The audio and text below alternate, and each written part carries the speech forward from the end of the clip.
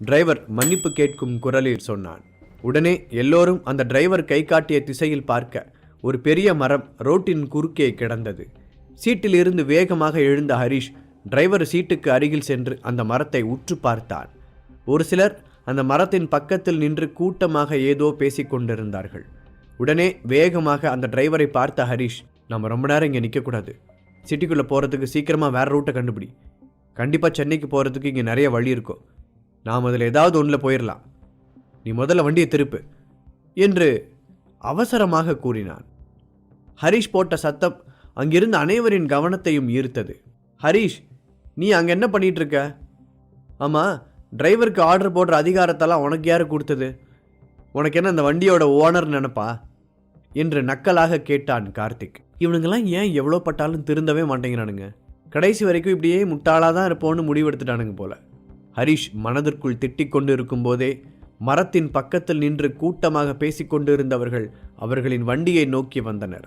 அந்த கூட்டத்தில் இருந்த ஒரு இளைஞன் பஸ்ஸின் ஜன்னல் வழியாக உள்ளிருந்த எல்லோரையும் பார்த்து பொதுவாக கையெடுத்து கும்பிட்டான். மரம் விழுந்ததில் என் மாமாவுக்கு கால் அடிபட்டுருச்சு, அவரை ஹாஸ்பிட்டல் கூட்டிகிட்டு போகணும், நீங்கள் கொஞ்சம் ஹெல்ப் பண்ணுறீங்களா? உங்களை பார்த்தா ரொம்ப நல்லவங்களா தெரியுது என்று கேட்டான்.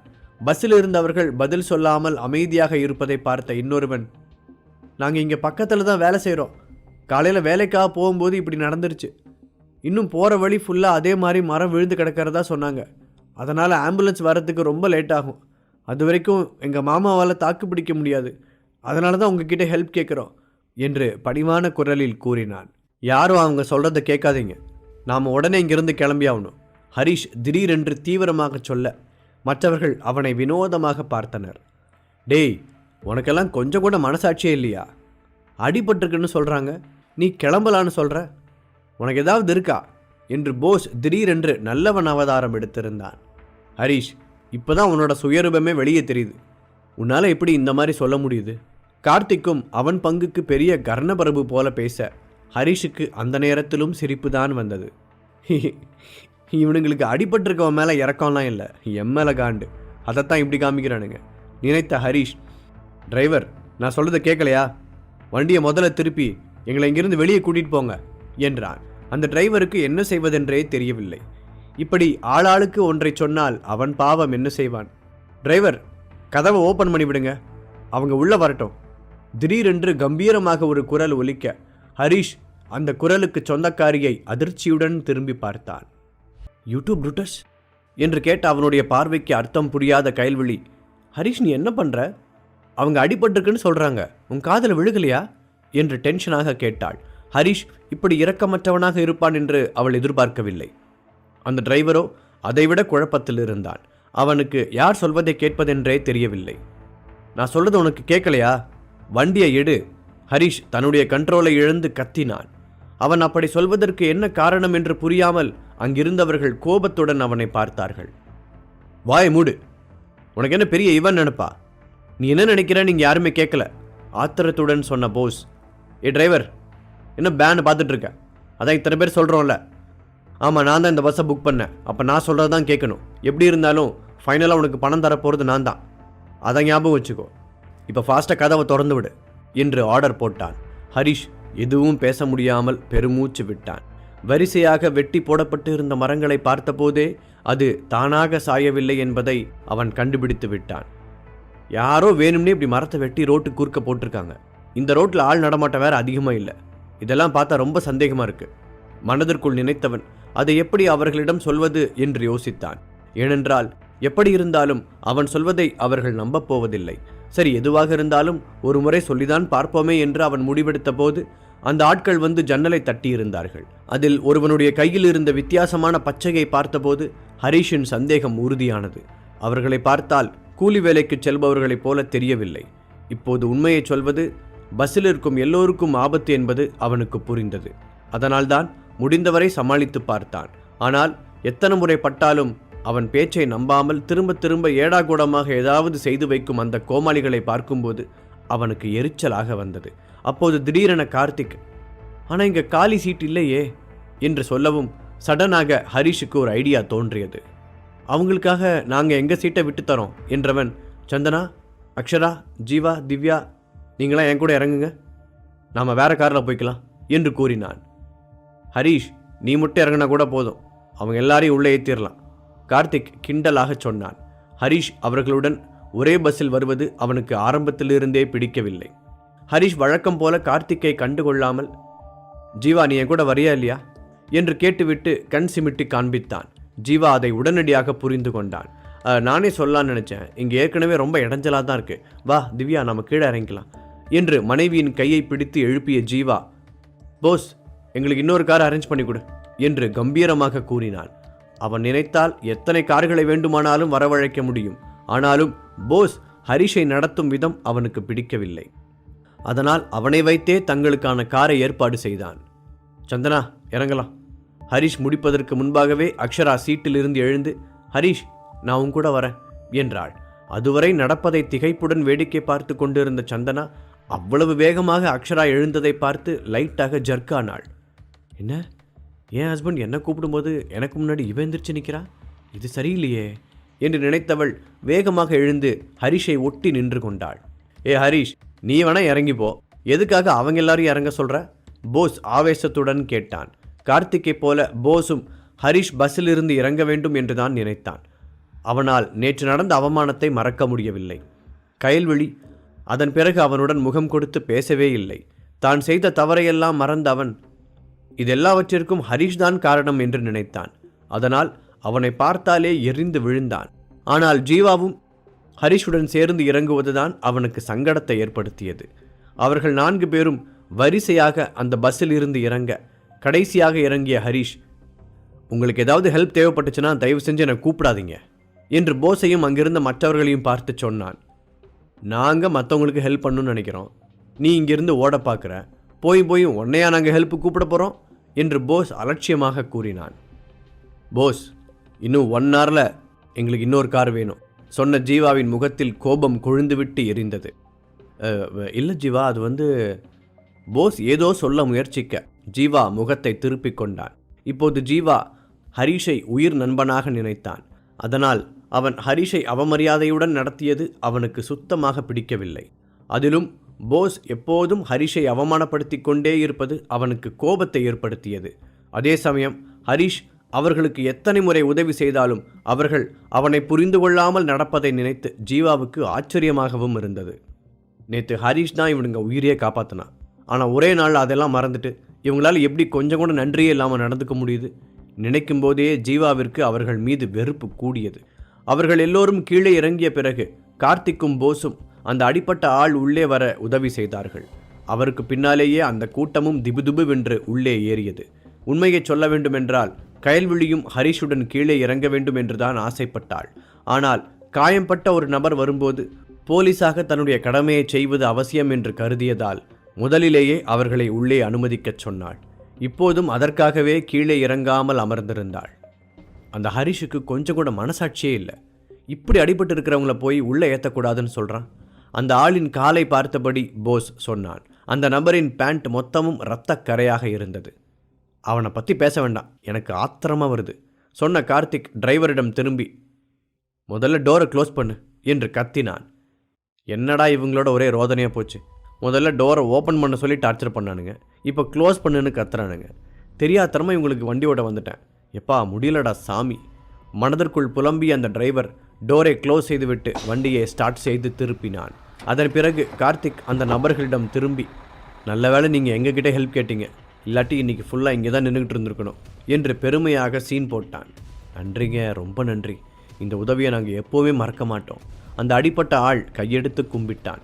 அப்படியே பாக்கெட்டில் கைவிட்டு ஒரு ஷார்ப்பான கத்தியை எடுத்து அவன் பக்கத்தில் இருந்த போஸை இழுத்து அவனுடைய கழுத்தில் கத்தியை வைத்தான். போஸின் கண்ணாமொழிகள் 2ம் பிதுங்கி வெளியே வந்து விடுவது போல அதிர்ச்சியில் வெறித்தது. அதை பார்த்து பஸ்ஸில் இருந்தவர்கள் பதறி கூச்சல் போட டிரைவருக்கு வண்டி ஓட்டுவதில் கவனம் சிதறியது. அதனால் கட்டுப்பாடு இழந்த வண்டி சாலையிலிருந்து விலகி மண் ரோட்டில் இறங்க அதை எப்படியோ சமாளித்து நிறுத்திய டிரைவர் ஒரு நிம்மதி பெருமூச்சு விட்டான். அதற்குள் அந்த கும்பலில் ஒருவன் கத்தியை காட்டி மிரட்டி டிரைவரை சீட்டில் இருந்து எழுப்பி மற்றவர்களோடு சேர்ந்து உட்கார வைத்தான். நீங்கள் என்ன பண்ணுறீங்க? நாங்கள் உங்களுக்கு ஹெல்ப் பண்ண தானே நினச்சோம், கயல்விழி திகைப்புடன் கூறினாள். அவளால் நடப்பதை நம்பவே முடியவில்லை. அதுக்கு தான் நாங்கள் ஏற்கனவே நன்றி சொல்லிட்டோம்ல. நக்கலாக சொன்ன அந்த இளைஞன், எனக்கும் என் ஃப்ரெண்ட்ஸுக்கும் கொஞ்சம் பணம் தேவைப்படுது, நீங்கள் எல்லாரும் அதை கொடுத்துட்டிங்கன்னா யாரையும் எந்த கஷ்டமும் படுத்தாமல் நாங்கள் வெளியே போயிடுவோம். இல்லை முடியாது அப்படி இப்படின்னு ஏதாவது சொல்கிற ஐடியா ஏதாவது இருந்துச்சுன்னு வச்சுக்கோங்க, அதையும் இப்போவே சொல்லிவிடுங்க. ஏன்னா எப்படி வாங்கணும்னு எங்களுக்கு தெரியும். இதோ இவன் கழுத்தில் ஆழமாக ஒரு கீறல் போட்டால் நீங்கள் எல்லாரும் உங்ககிட்ட இருக்கிற காசை தன்னால் எடுத்து வச்சிட மாட்டீங்க என்று திமிராக கூறினான். கொஞ்ச நேரத்திற்கு முன்பாக பணிவுடன் கெஞ்சி கேட்ட ஆளா இது என்று ஆச்சரியமாக இருந்தது. ஒரு மனுஷனுக்கு கால் அடிபட்டிருக்கேன்னு நாங்கள் ஹெல்ப் பண்ண நினச்ச பாவத்துக்கு நீங்கள் இப்படி தான் நடந்துக்குவீங்களா?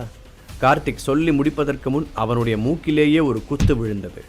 ஃபஸ்ட்டு எங்கள் மாமாவுக்கு காலில் அடிபடவே கிடையாது, அப்படிங்கும்போது உங்கள் ஹெல்ப் எங்களுக்கு தேவையே இல்லையே. கார்த்திக்கிற்கு பக்கத்தில் நின்றிருந்த ஒருவன் முரட்டுத்தனமாக கூறினான். ஆனால் ஒரு விஷயத்துக்கு உங்களுக்கு தேங்க்ஸ் சொல்லணும். நீங்கள் 2 பேரும் மட்டும் சப்போர்ட் பண்ணலனா இந்த பஸ்ஸுக்குள்ளே ஏறி இருக்கவே முடியாது. முதலில் உதவி கேட்ட இளைஞன் கிண்டலாக சொன்னான். அதை கேட்டதும் கார்த்திக் மற்றும் கயல்விழியின் முகம் மாறியது. இப்படி ஒன்றை அவர்கள் கனவிலும் யோசிக்கவில்லை. சரி, உங்களுக்கு விளக்கம் சொல்லிட்டு இருக்கிறதுக்கெல்லாம் எங்களுக்கு நேரம் இல்லை, முதல்ல பணத்தை எடுங்க. போஸின் கழுத்தில் கத்தியை வைத்திருந்தவன் அதை லேசாக அழுத்த அவனுடைய முகம் பீதியில் உறைந்தது. வாழ்க்கையிலேயே முதன்முறையாக கார்த்திக்கும் போஸும் ஒரு நல்லது செய்யலாம் என்று நினைத்தார்கள். ஆனால் அதுவும் இப்படி அவர்களுக்கே பேக்ஃபயர் ஆகும் என்று அவர்கள் சுத்தமாக எதிர்பார்க்கவில்லை.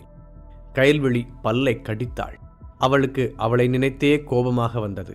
இத்தனை நாள் தன்னை பெரிய புத்திசாலி என்று நினைத்திருந்தவள் இப்போதுதான் எவ்வளவு பெரிய முட்டாளாக இருந்திருக்கிறோம் என்று நினைத்து வருந்தினாள். சே, இன்னைக்கு எனக்கு என்னாச்சு? இந்த மாதிரி எத்தனை கேஸை நான் கேள்விப்பட்டிருப்பேன், அப்புறம் எப்படி இன்னைக்கு இப்படி ஒரு முடிவு எடுத்தேன்?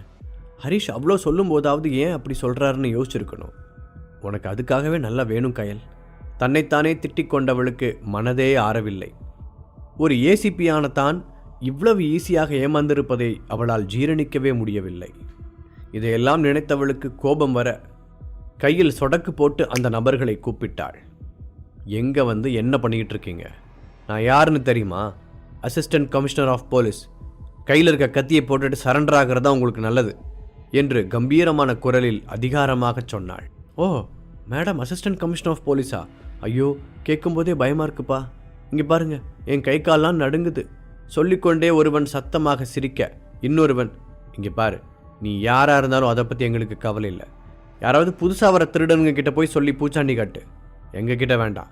எங்களுக்கு போலீஸ் ஸ்டேஷனும் புதுசு இல்லை, போலீஸை பார்த்தும் பயமும் இல்லை என்று முகத்தை கடுமையாக வைத்துக்கொண்டு கூறினான். அவள் நினைத்தால் அவர்கள் எல்லோரையும் அடித்து போட முடியும். ஆனால் அந்த பஸ்ஸுக்குள் இடம் சின்னதாக இருந்ததால் சண்டை போடுவதற்கு தோதாக இல்லை. இதனால் அவர்களுடைய ஆட்களுக்கே ஏதாவது பாதிப்பு வந்து விடுமோ என்று பயந்தாள். அவள் நினைத்தால் அவர்கள் எல்லோரையும் அடித்து போட முடியும்.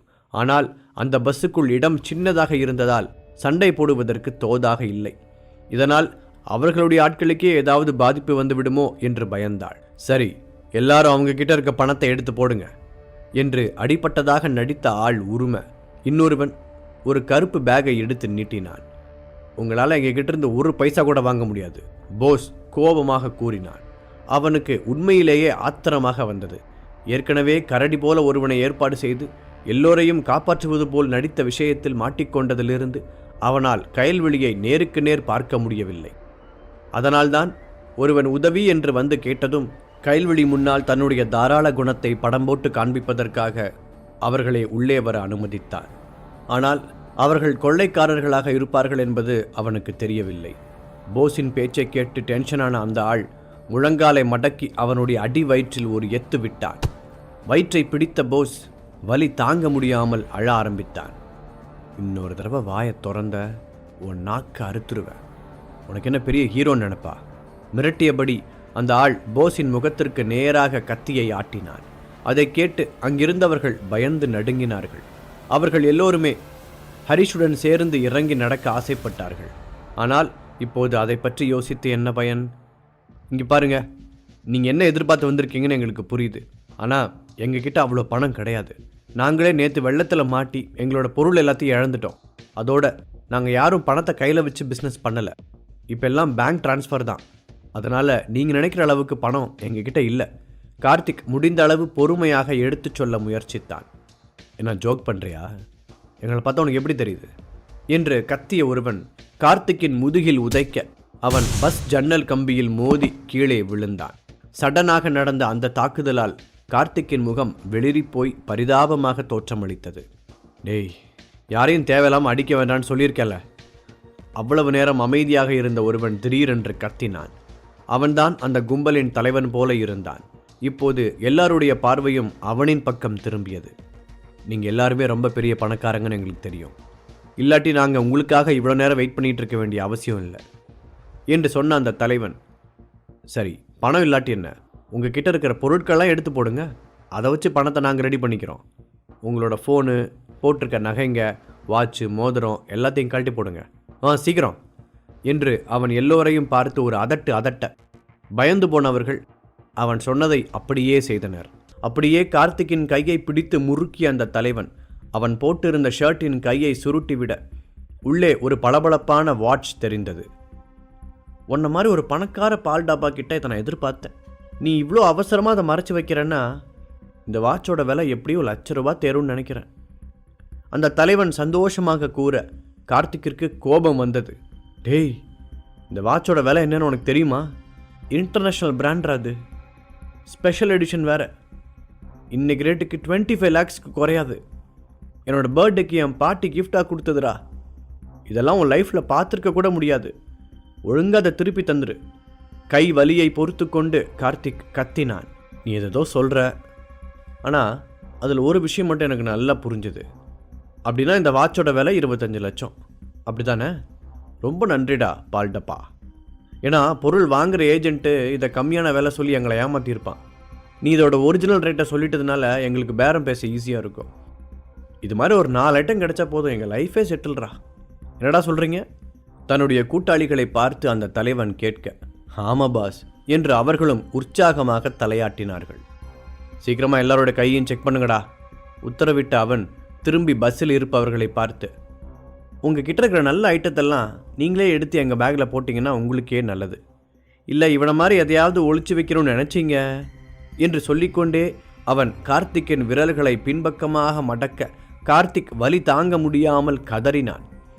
அதை பார்த்த எல்லோரும் அவர்களிடமிருந்த பொருட்களை எடுத்து வேக வேகமாக பேக்கில் போட்டார்கள். ஒரு அசிஸ்டன்ட் கமிஷனரான தன் கண் முன்னாலேயே இப்படியெல்லாம் நடப்பதை பார்த்த கயல்விழிக்கு ஒரே அவமானமாக இருந்தது. அவளுக்கு ஏதாவது செய்ய வேண்டும் என்பதைப் போல உள்ளுக்குள் கொதித்து கொண்டிருந்தது. ஆனால் போஸின் கழுத்தில் இருந்த கத்தி அவளை கயிறே இல்லாமல் கட்டி போட்டு இருந்தது. இப்போதான் நல்ல பிள்ளைங்களா நடந்துக்கிறீங்க. சும்மாவா சொல்கிறாங்க அடி உதவுற மாதிரி எதுவுமே உதவாதுன்னு? இப்படின்னு தெரிஞ்சிருந்தா இவனை அடிக்க வேண்டான்னு சொன்னதுக்கு பதிலாக நானே இன்னும் 2 சாத்து சாத்தியிருப்பேனே என்று தலைவன் கார்த்திக்கின் கன்னங்களை விளையாட்டாக தட்டி கொடுத்தான். அதுவே கார்த்திக்கிற்கு வலி எடுத்தது. அப்புறம் உங்கள் ஒத்துழைப்புக்கு ரொம்ப நன்றி. இப்போ நீங்கள் என்ன பண்ணுறீங்க? கீழே இறங்கி வரிசையாக நிற்கிறீங்க. எனக்கு ஒரு சின்ன வேலை இருக்குது, அது முடித்ததுக்கப்புறம் நீங்கள்லாம் கிளம்பலாம் என்று கைகளை தலைக்கு மேல் நீட்டி நெட்டி முறித்த அந்த தலைவன் தன் ஆட்களுக்கு கண்ணை காட்ட அவர்கள் எல்லோரையும் அவசர அவசரமாக கீழே இறக்கினார்கள். கடைசியாக கயல்விழி இறங்க போக, ஹலோ ஏசிபி மேடம், நீங்கள் எங்கே இறங்க போகிறீங்க? கயல்விழி அவனை வெறிகொண்ட வேங்கையென பார்த்தாள். டேய், உனக்கு அவ்வளோதான்டா மரியாதை. இவ்வளோ நேரம் நான் அமைதியாக இருக்கேன்னா அதுக்கு ஒரே ரீசன், இங்கே இருக்கிற யாருக்கும் எந்த ஆபத்தும் வந்துடக்கூடாதுன்னு தான். நீங்கள் ஆசைப்பட்ட மாதிரி உங்களுக்கு வேணுங்கிற அளவுக்கு பொருள் கிடச்சிருச்சு, இதோடு நிறுத்திக்கோங்க. வேறு ஏதாவது பண்ணணும்னு நினச்சிங்க அப்புறம் வாழ்நாள் முழுக்க ஜெயிலில் கம்பி தான் எண்ணணும் என்று ஒற்றை விரலை நீட்டி எச்சரித்தாள் கயல். மேடம், நீங்கள் பஞ்ச் டைலாக் பேசுகிறத பார்க்க கூட நல்லா கிளுகிழுப்பாக தான் இருக்குது. ஆனால் தமிழ்நாட்டில் எந்த ஊர்லலாம் ஜெயில் இருக்குது, அங்கே எத்தனை ரூம் இருக்குது, அதில் எவ்வளோ கம்பி இருக்குது, எல்லாத்தையும் எண்ணி பார்த்துட்டு தான் நாங்கள் இங்கே வந்திருக்கோம். என்னை நம்பி கூட வந்த பசங்களை நான் லைஃப்பில் செட்டில் பண்ணி ஆகணும். அதுக்காக தான் இந்த பணம். மற்றபடி எனக்கெல்லாம் வாழ்க்கையில் ஒரே ஆசை தான். பஸ்ஸில் ஏறியதிலிருந்து ஒரு வார்த்தை கூட பேசாமல் அமைதியாக இருந்த அவனுக்குள் இப்படி ஒரு சைக்கோத்தனம் இருக்கும் என்று அவர்கள் கனவிலும் நினைக்கவில்லை. நேற்றிலிருந்து இன்னும் எத்தனை அதிர்ச்சிகளை தாங்குவது என்று அவர்களுக்கு தெரியவில்லை. சொன்ன கேளு, 2 ஸ்டெப் பேக்லேயே நில்லு.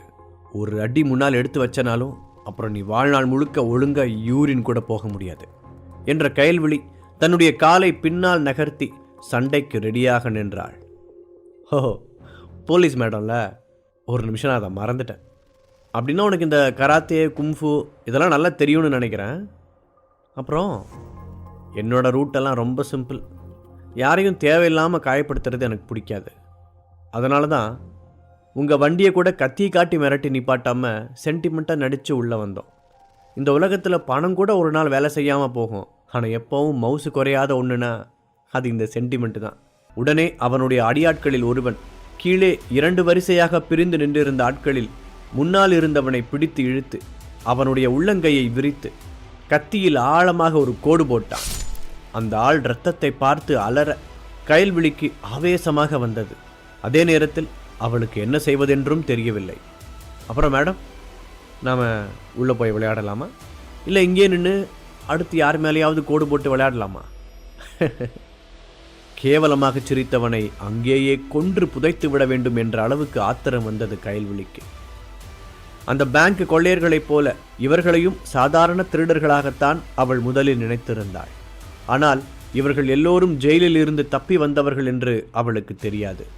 நேற்று அவளுடைய ஃபோன் மழையில் நனைந்து சுவிட்ச் ஆஃப் ஆனதால் ஜெயிலில் இருந்து கைதிகள் தப்பித்த விஷயம் இன்னும் அவளுக்கு தெரியவில்லை.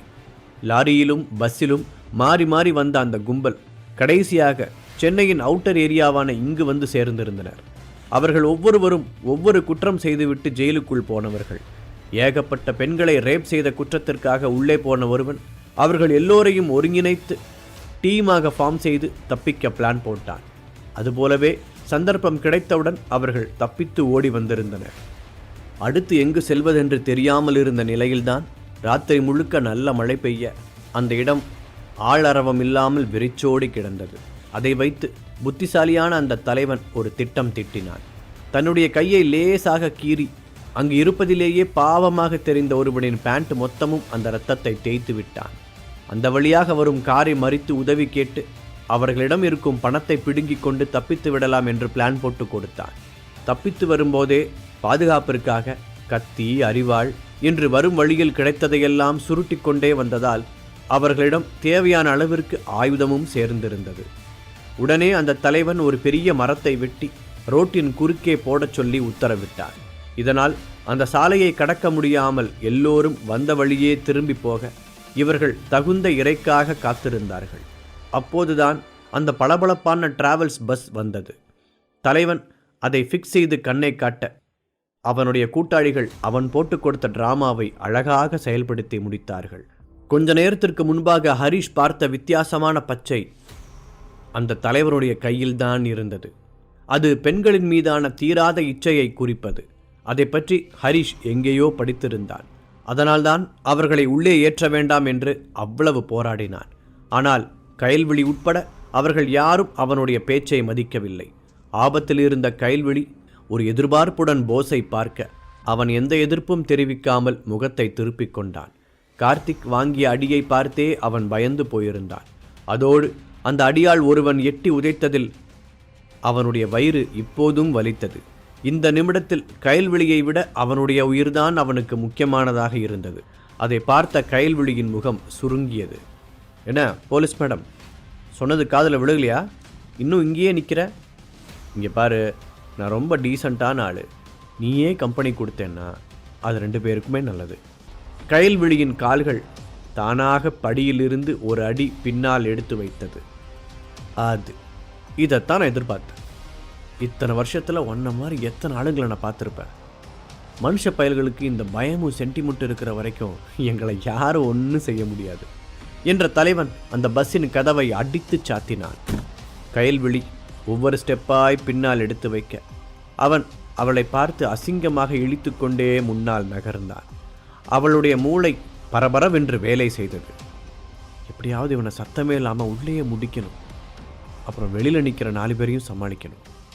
என்னால் முடியுமா? யோசிக்கும் போதே பேங்கில் நடந்த கொள்ளையின் போது ஹரிஷுடன் சேர்ந்து போட்ட ஃபைட் ஞாபகத்திற்கு வந்தது. அன்றைக்கி பேங்க்கில் இதை விட ஆளுங்க அதிகமாக இருந்தாங்க. ஹரிஷ் கொஞ்சம் கூட பயமே இல்லாமல் அத்தனை பேரையும் எதிர்த்து தைரியமாக சண்டை போட்டான். ஆனால் இன்றைக்கி ஏன் இவங்க கூட ஃபைட் பண்ணாமல் முன்னாடியே இறங்கி ஓடிட்டான்? கயல்விழிக்கு குழப்பமாக இருந்தது. அன்றைக்கு பேங்கில் ஹரிஷ் தனி ஆளாக இருந்தான். அதனால் துணிந்து கொள்ளைக்காரர்களை எதிர்த்து நின்றான். ஆனால் இன்றைக்கு கூடவே சந்தனா இருந்ததால் முதலில் அவளை பாதுகாக்க நினைத்தான் அவன். இந்த விஷயம் கயல்விழிக்கு புரியவில்லை. இப்படி யோசனையோடு நகர்ந்து கொண்டே இருந்தவள் ஒரு கட்டத்தில் பஸ்ஸின் பின் சீட்டில் போய் முட்டிக்கொண்டு நின்றாள். அதற்கு மேல் நகர முடியாமல் திகைத்து போய் அந்த தலைவனை பார்த்தாள். அதுவே அருவருப்பாக இருக்க கயல்விழிக்கு குமட்டி கொண்டு வந்தது. அடுத்ததாக கயல்விழி போட்டிருந்த சட்டையில் அவன் கை வைக்கப் போக அடுத்த நொடி அவனுடைய கையை பிடித்து யாரோ பின்னால் மடக்கினார்கள். அந்த தலைவன் அதிர்ச்சியுடன் திரும்பி பார்க்க அவன் முதுகுக்கு பின்னால் ஹரிஷ் நின்று கொண்டிருந்தான். ஏய், நீ முன்னாடியே எங்களை பார்த்து பயந்து பஸ்ஸை விட்டு இறங்கி ஓடினவன் தானே? இப்போ எப்படி உள்ள வந்த? கோபமாக கேட்ட அந்த தலைவன் பஸ்ஸின் கதவை திரும்பி பார்க்க அது பூட்டியபடிதான் இருந்தது. நான் யாரு நான் கேட்டேன்? உன் அப்பனுக்கு அப்பன். உன் கையில் அந்த பச்சையை பார்க்கும்போதே நான் சந்தேகப்பட்டேன். கடைசியில் இப்படி தான் நடக்கும்னு எனக்கு நல்லாவே தெரியும். கொள்ளையடிக்க வந்தால் அந்த வேலையை மட்டும் பார்த்துட்டு போயிட்டே இருக்கணும். இப்படி பொண்ணுங்க மேலெல்லாம் கை வைக்கக்கூடாது. பாக்கெட் எஃப்எம் ஆப்பை டவுன்லோட் பண்ணி கிங் ஆடியோ சீரீஸை கேட்க ஸ்டார்ட் பண்ணுங்க. லிங்க் டிஸ்கிரிப்ஷனில் கொடுக்கப்பட்டுள்ளது.